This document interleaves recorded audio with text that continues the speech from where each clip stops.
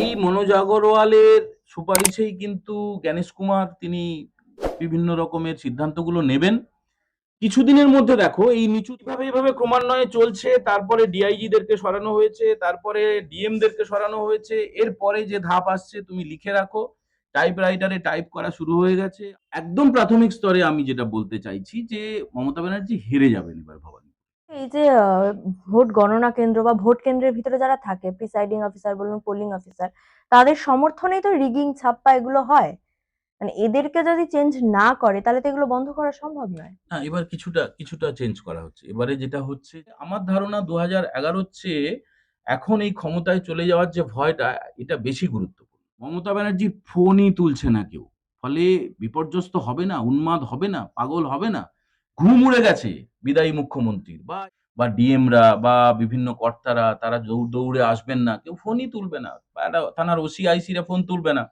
তো সেই দিন যেহেতু আসতে চলেছে, তার পাশে যেভাবে সরাসরি মুখ্যমন্ত্রীর বিরুদ্ধে মুখ্যমন্ত্রী, মানে এর উন্মাদনা, এটা কিন্তু অন্যরকম একটা মমতা ব্যানার্জির জন্য অশনি সংকেত। এরপরে যেটা বাকি থাকবে যে মমতা ব্যানার্জি নিজের পায়ে নিজে কুড়ুলটা যেটা মেরেছেন, সেটা এ পর্যন্ত মোদি ম্যাজিক গোটা দেশেই রয়েছে। এর পাশাপাশি পশ্চিমবঙ্গেও কিন্তু মোদি ম্যাজিকটা রয়েছে, এবং মোদি ম্যাজিকের পাশাপাশি আরেকটা নতুন ম্যাজিক শুরু হয়েছে।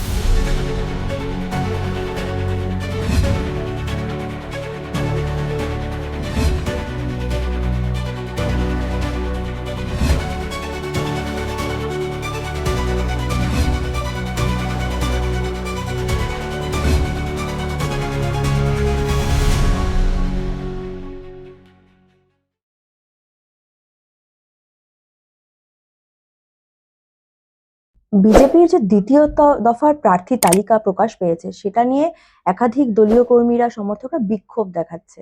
দিলীপ ঘোষের স্ত্রী রিঙ্কু ঘোষ তিনি বলছেন যে দু চারজনকে যদি এক পরিবার থেকে কনসিডার করা হয় তাহলে আমাকে কেন নয়। এই প্রার্থী যদি একটু বিস্তারিত ভাবে বলো যে এই প্রার্থী তালিকা নিয়ে এরকম ক্ষোভ কেন প্রকাশ করা হচ্ছে। না, বিজেপির প্রার্থী তালিকা নিয়ে ক্ষোভ কিন্তু প্রথম না। এর আগে যতগুলো সাধারণ নির্বাচন হয়েছে আমরা দেখেছি, মানে যখন বিজেপির ছিলই না, একদমই কোনো আসন ছিল না, তখনও বিক্ষোভ দেখা গেছে। মুরলীধর সেন লেন, তুমি জানো, উত্তর কলকাতায় যে পার্টি অফিস, এখন তো সল্টলেকে বিক্ষোভ। এর আগে আমরা দেখেছি উত্তর কলকাতার যে পার্টি অফিস, এখানেও বিক্ষোভ হয়েছে।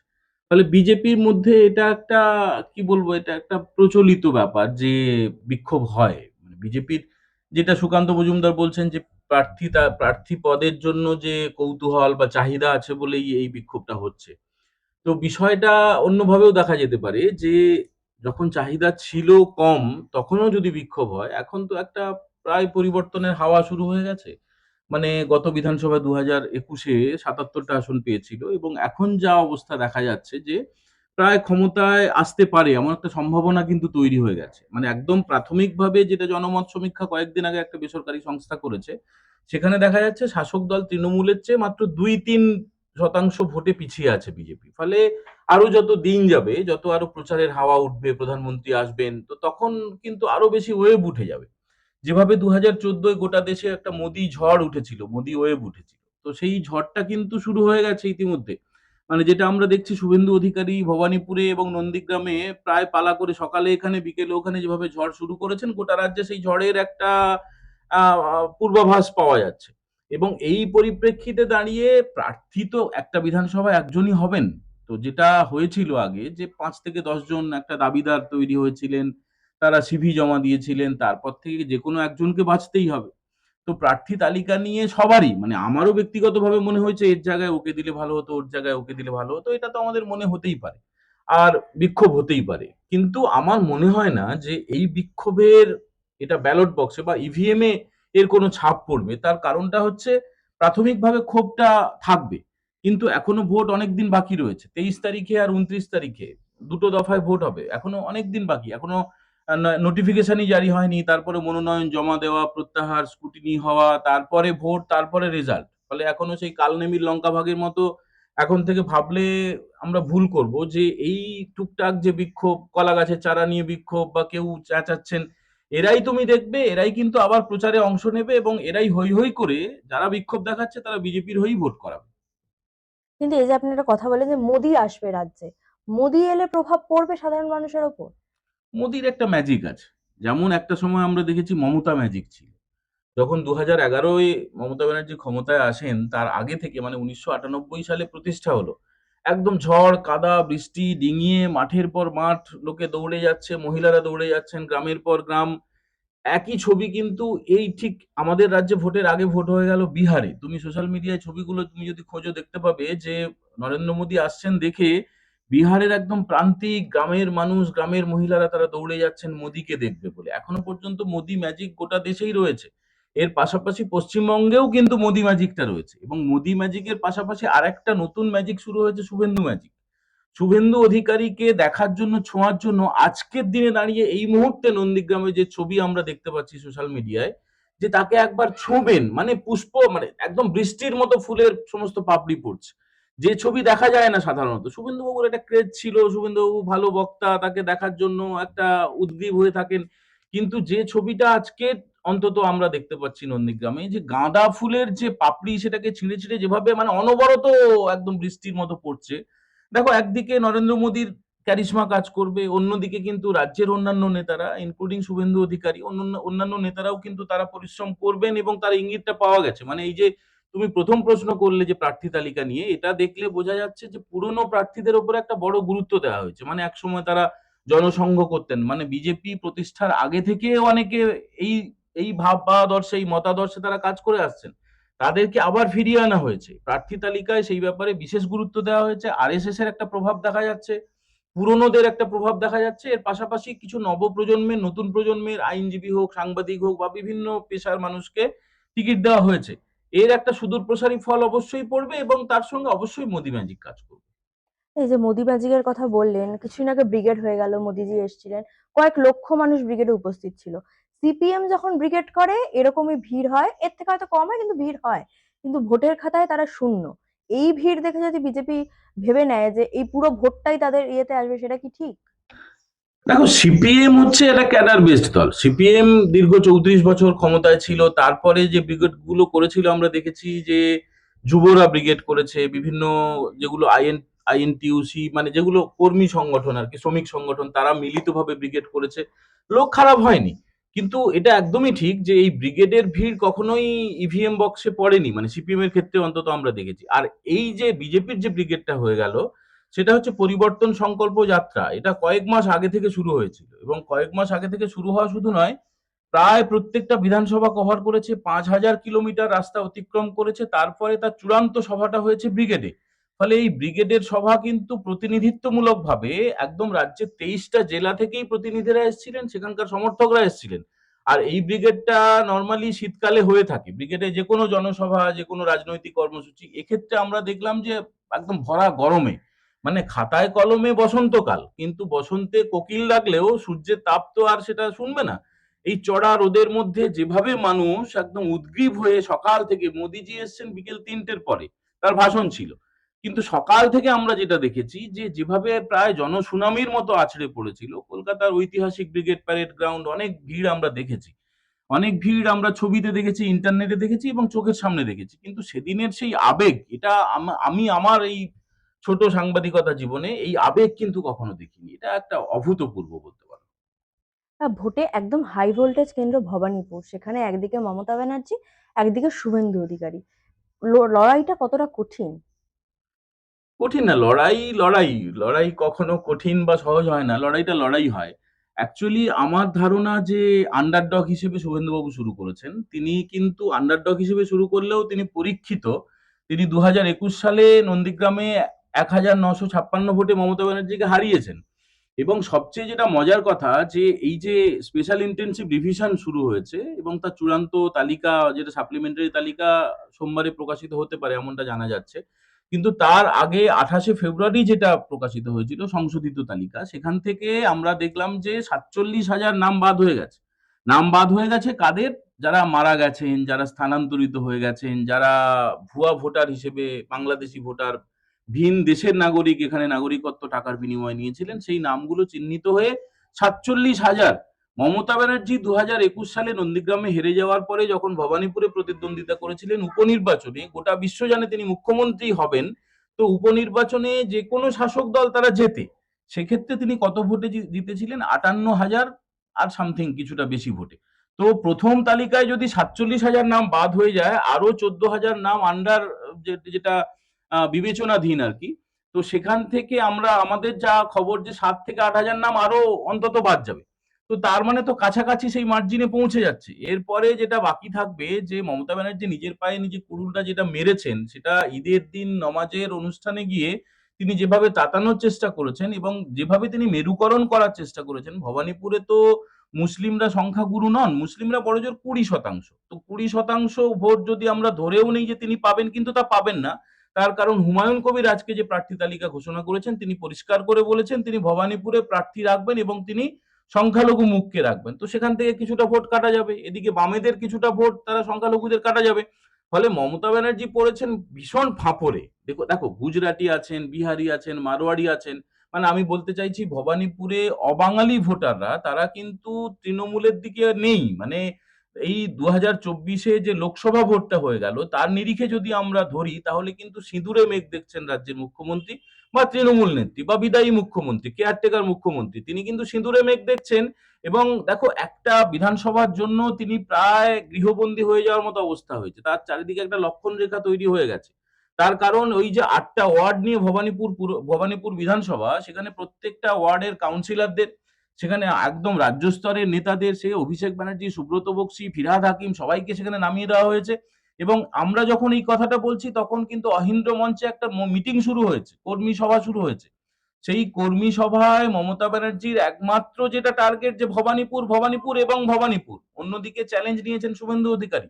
তিনি অন্তত 6 মাস আগে থেকে বলতে শুরু করেছেন যে ভবানীপুরেও আমি মমতা ব্যানার্জিকে হারাবো। তিনি তখনও জানতেন না যে তাকে দল প্রার্থী করবে। অন্য কাউকে দিলেও তিনি হারানোর চেষ্টা করতেন। আর তারপরে তিনি নিজে প্রার্থী, তার যে ক্যারিশমা বা তার যে ম্যাগনেটিক পার্সোনালিটি, এগুলো তো ইতিমধ্যেই পরীক্ষিত। আমরা কয়েকদিন ধরেই দেখছি, তিনি যখন ভবানীপুরে যাচ্ছেন, বয়স্ক মহিলারা যেভাবে আবেগের সঙ্গে দৌড়ে আসছেন, জড়িয়ে ধরছেন, একদম কচি কাঁচারা যেভাবে এগিয়ে আসছেন, আর যুব প্রজন্ম তো আছেই। তার নাম ঘোষণা হওয়ার সঙ্গে সঙ্গে তিনি যখন দিল্লিতে ছিলেন, মানে ভবানীপুরের বিজেপি প্রার্থী শুভেন্দু অধিকারী সেই দিন কাজের জন্য দিল্লিতে ছিলেন, এদিকে আমরা ভবানীপুরে দেখলাম তার ছবি নিয়ে যেভাবে উচ্ছ্বাস, যেভাবে উন্মাদনা, এটা কিন্তু অন্যরকম একটা মমতা ব্যানার্জির জন্য অশনি সংকেত। ভবানীপুর তো একদম তৃণমূলের গড় বলা যেতে পারে সাউথ কলকাতাকে। ভবানীপুর, রাসবিহারী, তারপরেও মমতা ব্যানার্জি কেন এতটা ভয় পাচ্ছে যে বিজেপির যে পার্টি অফিস তার সামনে বয়কট বিজেপি ফ্লেক্স লাগানো হচ্ছে, শুভেন্দু অধিকারী ফ্লেক্স ছিঁড়ে ফেলা হচ্ছে? না, ভয়ের কারণটা হচ্ছে, দেখো, ভবানীপুর বিধানসভা কেন্দ্রের মধ্যে শ্যামাপ্রসাদ মুখোপাধ্যায়ের পৈতৃক বাড়ি। শ্যামাপ্রসাদ মুখোপাধ্যায় হচ্ছেন বিজেপির একদম প্রতিষ্ঠাতা সদস্য। তো এটা একটা অন্যতম বড় কারণ। প্রচুর অবাঙালি রয়েছেন ওখানে ভোটার। এর পাশাপাশি তার যা কীর্তি গত কয়েক বছরে, যেভাবে তিনি বিভিন্ন রকম কোট আনকোট বলছি দুধেল গাই বলে থাকেন মুসলিমদেরকে, তিনি তাদের উপরে ভরসা করেন। কিন্তু যখনই তিনি দেখছেন যে বামেদের প্রার্থী সেখানে আছে হুমায়ুন কবির, তাঁরই দলের বিদ্রোহী বিধায়ক, নতুন দল করেছেন জনতা উন্নয়ন পার্টি। তো ফলে এই যে সংখ্যালঘু মুসলিমদের ভোটে থাবা বসতে চলেছে, এটা একদম নির্দ্বিধায় বলে দেওয়া যায় এখনই। শুধুমাত্র ভবানীপুর নয়, গোটা রাজ্যেই এর প্রভাব পড়বে এবং তার সঙ্গে সঙ্গে ভবানীপুর পড়বে।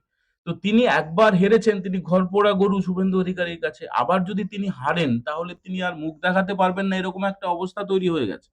তার ফলেই তিনি এই অবস্থাতে দাঁড়িয়ে ভয় পাওয়া স্বাভাবিক। মানে তিনি একবার হেরেছেন, আবার তিনি যদি হেরে যান, সেই চিন্তাটা কাজ করছে।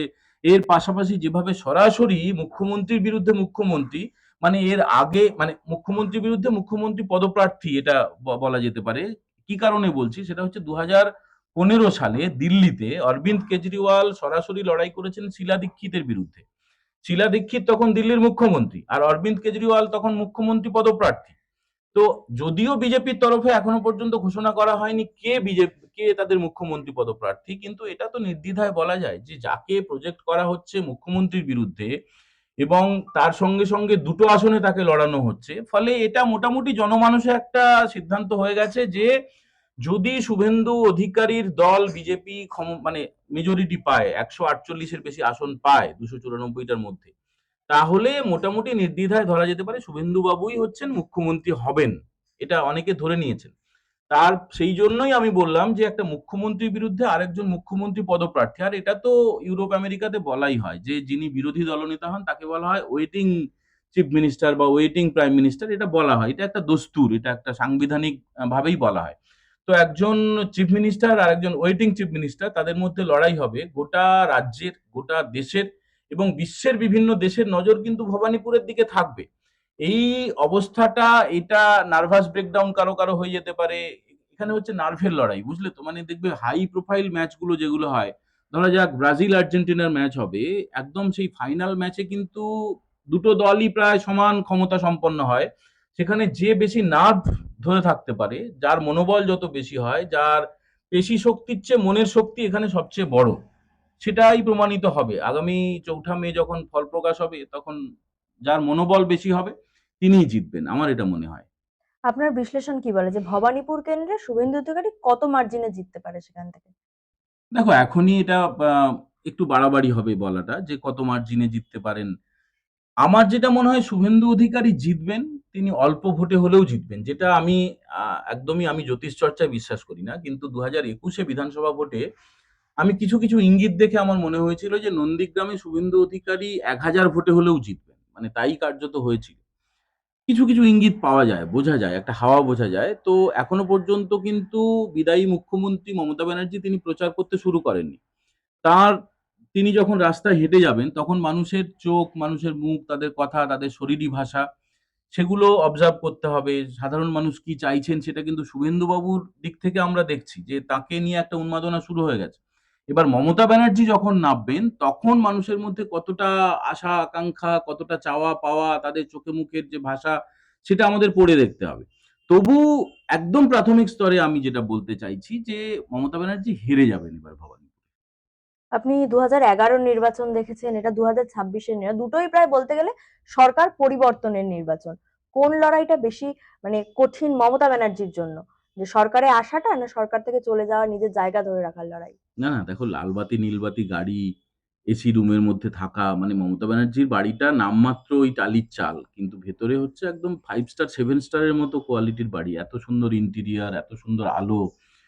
আর ওখানে তো ২০১১ ভোটের সময় পর্যন্ত তুমি যদি মনে করে দেখো, কালীঘাটের যেটা 30B হরিশ চ্যাটার্জি স্ট্রিট, তার বাইরেটা ইট সুরকি পড়ে থাকতো, ময়লা আবর্জনা। তো এখন তো সেখানে সাধারণ মানুষ ঢুকতেই পারে না। ওই পাড়ায় যারা থাকেন তাদেরকে আই কার্ড ব্যবহার করতে হয় মমতা ব্যানার্জির ওই রাস্তা দিয়ে যেতে আসতে হলে।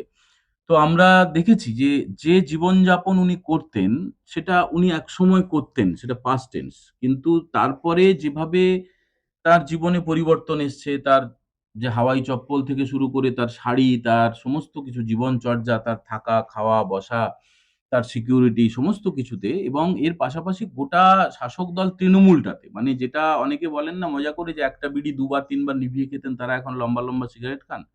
যাদের একটা সাইকেল চড়ার পয়সা ছিল না বা সাইকেল ছিল না তারা এখন অনেকগুলো গাড়ি আছে। যাদের একটা বাড়ি ছিল না তাদের অনেকগুলো করে ফ্ল্যাট আছে, বাড়ি আছে। তো সেটা হয়েছে।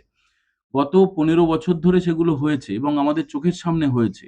অযথা বিভিন্ন রকমের অলংকার, অযথা তাদের সমস্ত আতিশয্য যেগুলো বলতে হয়। তো সেই বিলাস ব্যাসনের মধ্যে মত্ত থাকতে, থাকতে কিন্তু একটা অভ্যস্ত হয়ে গেলে তারপরে ওই দিনটা খুব খারাপ হয় যে যখন তারা হেরে যাবেন, তাদের এই লাল বাতি, নীল বাতি গাড়ি থাকবে না। তাদের সমস্ত যে এত অঢেল টাকা-পয়সা, অঢেল গাড়ি, এত বিলাসবহুল ব্যাপার কোত্থেকে এলো? নিশ্চয়ই সেগুলো হিসেব চাওয়া শুরু হবে। তাদের হিসেব দিতে হবে।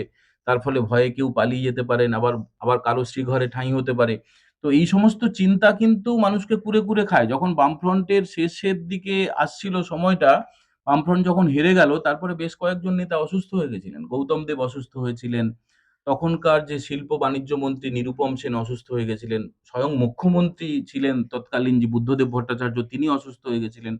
এটা হয়। মানে আমরা যখন একটা জীবনযাত্রার মধ্যে দিয়ে যাই, সেই রাস্তা যখন আর থাকে না, যখন আরো বেশি কণ্টকাকীর্ণ হয়ে পড়ে, আরো কষ্টকর জীবনযাপন হয়, তখন আমরা সেটা সহ্য করতে পারি না। এটা একটা মানব মন বা মানব শারীরবৃত্তীয় দিক। এটাই স্বাভাবিক প্রাকৃতিক নিয়ম। ফলে তৃণমূল সেই ভয়টা পাচ্ছে যে যদি ক্ষমতা চলে যায় আমাদেরকে আবার সেই কষ্টের দিনে ফিরে যেতে হবে। আবার রাস্তায় লড়াই করতে হবে, আবার সংগ্রাম করতে হবে। এত কিছু থাকবে না। ফোন করলে পুলিশের এসপি বা ডিএমরা বা বিভিন্ন কর্তারা তারা দৌড়ে আসবেন না। কেউ ফোনই তুলবে না। একটা থানার ওসি, আইসিরা ফোন তুলবে না। তো সেই দিন যেহেতু আসতে চলেছে, তার ফলে আমার ধারণা ২০১১ র চেয়ে এখন এই ক্ষমতায় চলে যাওয়ার যে ভয়টা, এটা বেশি গুরুত্বপূর্ণ। এই আপনি ডিএমএসপি দের কথা বললেন, ভোট ঘোষণার পর থেকেই দেখা যাচ্ছে একটা বিরাট প্রশাসনিক রদবদল চলছে শীর্ষ কর্তা যারা রয়েছে তাদের। কিন্তু যারা নিচু তলার কর্মী রয়েছে রাজ্য সরকারের, মমতা ব্যানার্জি তো তাদেরকে অলরেডি থ্রেট দিয়ে রেখেছে। তারা তো নিরপেক্ষভাবে কাজ করতে পারবে না তাহলে ভোটে। মানে শীর্ষ কর্তাদের চেঞ্জ করেও তো আল্টিমেটলি কোনো লাভ হবে না তাহলে। দেখো তুমি বসে আছো, আমার কাছে যে কাগজগুলো আছে না, আমি একটু আগে দেখছিলাম যে এই রদবদলের ব্যাপারটা কবে থেকে শুরু হলো। 27শে জানুয়ারি, মানে তখনও ভোট ঘোষণার অনেক দিন আগে। ভোট ঘোষণা তো হলো 15ই মার্চে, 14 তারিখ নরেন্দ্র মোদী এলেন। 27শে জানুয়ারি ইলেকশন কমিশন একটা চিঠি দিয়ে জানিয়েছিল যে 15 জন আইএএস অফিসার, 15 জন আইএএস অফিসার আর 10 জন আইপিএস অফিসার, তাদেরকে ট্রেনিং নিতে যেতে হবে। মানে এর সূচনাটা হচ্ছে, এই বদলি ব্যাপারটা, প্রথম ধারণাটা রাজ্য সরকারের মাথায় ঢোকানো হচ্ছে। নির্বাচন কমিশন বলছে 15 জন আইএএস অফিসার, তার মধ্যে রয়েছেন হোম সেক্রেটারি জগদীশ প্রসাদ মিনা, যেটা নিয়ে খুব হই হুল্লোড় হয়েছিল, স্বরাষ্ট্র সচিবকেও বাইরে যেতে হবে। তো তাদেরকে ট্রেনিং নিতে যেতে হয়েছিল দিল্লিতে, তাদেরকে কিন্তু রাখা হচ্ছে না। মানে এই প্রথম বক্সের মধ্যে ঢুকিয়ে একদম বোতল বন্দি করে বোতলটার ছিপি ঢাকনা আটকে দেওয়া হলো। Number one. নাম্বার টু হচ্ছে, তারপরে যখন ভোট ঘোষণা হয়ে গেল 15 তারিখে, তারপরে 15 তারিখ রাতেই নির্বাচন কমিশন বলল যে মুখ্য সচিব এবং স্বরাষ্ট্র সচিবকে সরে যেতে হবে। শুধু তাই নয়, তাদেরকে ভোটের কাজেও রাখা হবে না। নতুন কে মুখ্য সচিব হবেন, কে স্বরাষ্ট্র সচিব হবেন বলে দিল। 15 তারিখের এই যে হয়ে গেল, এটা এটা একটা বড় বোমা। তারপরে 16 তারিখে কার্পেট বম্বিংটা স্টার্ট থাকলো। সেখানে বলা হলো রাজ্য পুলিশের ডিজি, কারেকশনাল সার্ভিসেস, মানে যারা জেলখানার দায়িত্বে থাকেন সেখানকার DG, ADG law and order, Kolkata পুলিশের সিপি, তাদেরকেও সরিয়ে দেওয়া হলো। তাদেরও একই অবস্থা করে দেওয়া হলো, বোতলের মধ্যে ঢুকিয়ে তাদেরকে ঢাকনা বন্ধ করে দেওয়া হলো। ভোটের কাজে ব্যবহার করা যাবে না। কার্পেট বম্বিং কিন্তু চলছে। তার পরের দিন আবার চিঠি, আবার চিঠিতে বলা হলো যে 6 জন আইপিএস অফিসার, তার মধ্যে বেশিরভাগই একদম এডিজি র্যাঙ্কের, বেশ কয়েকজন পুলিশ কমিশনার, তাদেরকেও সরিয়ে দেওয়ার কথা বলা হলো। একদম মমতা ব্যানার্জির খুব ঘনিষ্ঠ ঘনিষ্ঠ আকাশ মাঘারিয়া, রাজীব মিশ্র, সুকেশ জৈন, প্রবীণ ত্রিপাঠী, কোটেশ্বর রাও, এরা সব আইপিএস অফিসার, তাদেরকে একদম খাঁচা বন্দি করে দেওয়া হলো। তারপরের দিন আবার জারি আছে, 17 তারিখে আবার একটা চিঠি দিয়ে বলছে যে 13 জন আইপিএস অফিসার, বিভিন্ন জেলার এসপি, সরে যেতে হবে। এইভাবে ক্রমান্বয়ে চলছে। তারপরে ডিআইজি দেরকে সরানো হয়েছে, তারপরে ডিএম দেরকে সরানো হয়েছে। এরপরে যে ধাপ আসছে তুমি লিখে রাখো, টাইপরাইটারে টাইপ করা শুরু হয়ে গেছে। আইসি, ওসি, এসডিও, বিডিও, এসডিপিও, এদের তালিকা তৈরি চলছে। ফলে মমতা ব্যানার্জি চাইলেই যে চিফ সেক্রেটারি, হোম সেক্রেটারি, রাজ্য পুলিশের ডিজি বা কলকাতার পুলিশ কমিশনার তার বাড়িতে চলে যেতেন, দৌড়ে দৌড়ে চপ্পল পরে, হাফ প্যান্ট পরে চলে যেতেন, সেই ছবি কিন্তু আর নেই। এখন তারা সরাসরি ইলেকশন কমিশনের সঙ্গে যোগাযোগ রাখছেন। বড়জোর তারা রাজভবনে, বা এখন যেটা লোকভবন বলে নাম হয়েছে, আর এন রবি যিনি দায়িত্বে এসছেন ডক্টর সিভি আনন্দ বোসের জায়গায়, সেখানে তারা যাচ্ছেন। মমতা ব্যানার্জির ফোনই তুলছে না কেউ। ফলে বিপর্যস্ত হবে না, উন্মাদ হবে না, পাগল হবে না? ঘুম উড়ে গেছে বিদায়ী মুখ্যমন্ত্রীর, বা এই যে রাজ্যের শাসক দল তৃণমূল কংগ্রেসের। তুমি যেটা জানতে চাইছো যে নিচু তলার অফিসার, এই তো শুভেন্দু বাবু যেটা ভবানীপুর থানায় গিয়ে বা মহিষাদল থানায় গিয়ে তিনি যেটা বলে এলেন, অত্যন্ত বিনয়ের সঙ্গে, হাত জোড় করে কার্যত বলা যেতে পারে, কিন্তু অত্যন্ত দৃঢ়ভাবে বলে এসছেন যে তোমাদের যারা ঊর্ধ্বতন কর্তৃপক্ষ, এসপি, ডিএম, সব, তাদের তো সব পাঠিয়ে দেওয়া হয়েছে, খাঁচাবন্দি করে দেওয়া হয়েছে। তোমরা বাবা আর খেলো না, তোমরা এবার থামো। আর না হলে তোমাদেরও হাল দেখো, কিছুদিন ওয়েট করো, তারপরে কি হয়। এই যে আজকে যে মিটিংটা হচ্ছে, ইলেকশন কমিশন যে মিটিংটা করছে, যে সেন্ট্রাল ফোর্সকে কোথায় কত পাঠানো হবে না পাঠানো হবে, সেটা তো আগের মতো নেই।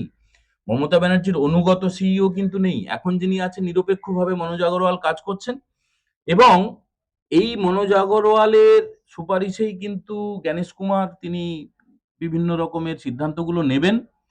কিছুদিনের মধ্যে দেখো এই নিচু তলার কি অবস্থা হয়। এই পুলিশের একদম থানা লেভেলের পুলিশ অফিসাররা, বিডিও অফিসের যে যারা কর্তারা, যারা অনুগামী, যারা বিশেষ কিছু খেতে পছন্দ করে, বিশেষ কিছু চুষে খেতে পছন্দ করে, তাদের প্যাকেট বন্দি করে তাদেরকে সাইড করা হবে। মানে 2011-এ ঠিক যেভাবে নির্বাচন কমিশন নিরাপত্তায় মুড়ে ফেলেছিল নির্বাচনটাকে, 2026-এও ঠিক একইভাবে মুড়ে ফেলছে। হ্যাঁ, একদমই। দেখো, দুটো এই ক্ষেত্রে বেশ কিছুটা মিল আছে। তখনও একটা আবেগ তৈরি হয়েছিল। তখনও যারা ভিন রাজ্যে কাজ করতেন, যখন বা নির্দিষ্ট জেলায় তার বাড়ি, অথচ তাকে কলকাতায় বা অন্য জায়গায় তাকে কর্মসূত্রে থাকতে হতো। আমরা দেখেছি যে সাধারণ, মানে কাজ করেন একদম পরিযায়ী শ্রমিক, তারা গাড়ি ভাড়া করে সবাই মিলে তারা যাচ্ছেন। তাদের যে জায়গা যেখানে বুথ কেন্দ্র বা যেখানে ভোট দিতে যান, বাড়ি ফিরছেন তারা শুধুমাত্র একটা ভোট দেওয়ার জন্য। ওই আবেগটা কাজ করেছিল। এই আবেগটা কিন্তু আমি দেখতে পাচ্ছি এখন। অনেকেই সোশ্যাল মিডিয়ায় যারা বাইরের রাজ্যে আছেন তারা অনুরোধ করছেন যে, "আমাদের জন্য স্পেশাল ট্রেন দেওয়া হোক। আমরা ফিরবো, আমরা ভোট দেবো।" পোস্টাল ব্যালটে যারা ভোট দেবেন, ধরো যারা প্রতিবন্ধী শারীরিকভাবে বা এমার্জেন্সি সার্ভিসে যারা আছেন, ফায়ারে আছেন বা ইলেকট্রিসিটিতে আছেন বা মেডিকেলে আছেন, এরা তো এমার্জেন্সি বা আমরা আছি, আমরা যারা মিডিয়া কর্মী, আমরা চাইলে পোস্টাল ব্যালটে ভোট দিতে পারি। 12D ফর্ম ফিল আপ করতে হয়।